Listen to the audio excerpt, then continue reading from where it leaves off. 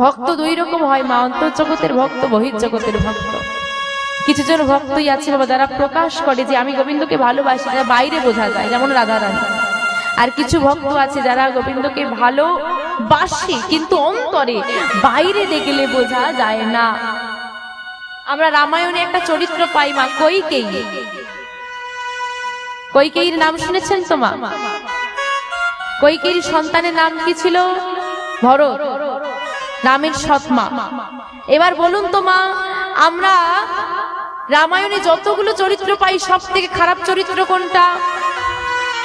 আপাত দৃষ্টিতে দেখলে কৈকেয়ী চরিত্র কিন্তু সব থেকে খারাপ, তাই না?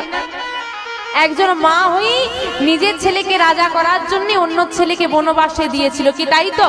একটা মা হয়ে কি এটা করা উচিত? এটা রাবণ সে তো দুষ্টই, আমরা জানি।